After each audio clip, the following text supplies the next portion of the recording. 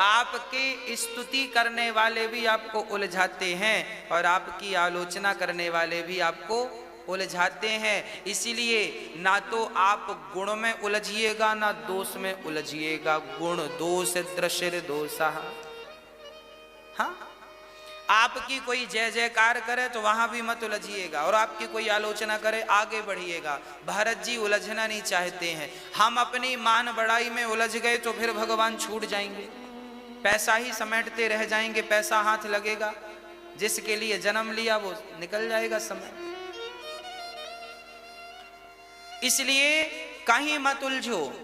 सच बताऊं मेरी माँ, जो आपको गाली दे रहा है एक्चुअली वो अपनी तरफ आपको बुला रहा है। आओ मेरी गाली का जवाब दो, मेरे से झगड़ा करो, मेरी बातों का जवाब दो।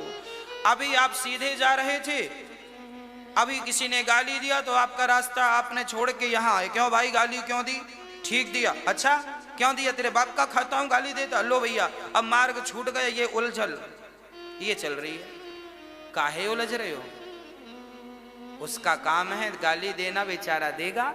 उसके पास और कुछ है नहीं, बेचारे के पास गाली है, जो है सो दे रहा है। किसी ने बबूल से कहा, क्यों रे तू मुझे चुभ क्यों गया? बबूल ने कहा है, गुजरोगे बबूल के पास से तो मैं ही चुभूंगा। हाँ, तुम गुजरे क्यों?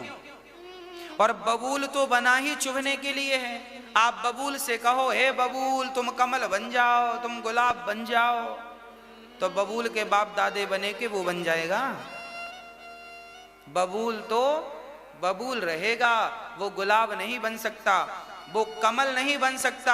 आपको ही बबूल से बच बच के चलना होगा। उसी प्रकार संसार में गाली देने वाले बहुत मिलेंगे, आपको ही इन लोगों से बच बच के चलना पड़ेगा। ये सुधरने वाले, बबूल बदलने वाला नहीं, आपको ही बच बच के चलना पड़ेगा। तो जो बच बच के चला वो तो भगवान तक पहुंच गया, और जो उलझ गया तो उलझे पड़े हैं। आज बहुत सारे लोग झगड़ा तू मैं तू मैं चल रही है। तुमने हमें ऐसा कह दिया तो हमने भी तुम्हें ऐसा कह दिया। इसी में चक्कर में है। सास ने कुछ कह दिया तो बहू ने भी कुछ कह दिया, बहू ने कुछ कह दिया सास ने भी। उलझी पड़ी है सास बहू। ये भगवान की तरफ कब भागेंगी कब जाएंगी राम जाने। यहीं उलझी हैं गोल गोल। उसने यूं कहा, उसने यूं कहा, उसने ये कहा, चक्कर में। अरे निकलो, ये मकड़ी का जाल है, यहां दुर्गति है। सदगति चाहते हो तो इस कुचक्र में पड़ो ही मत।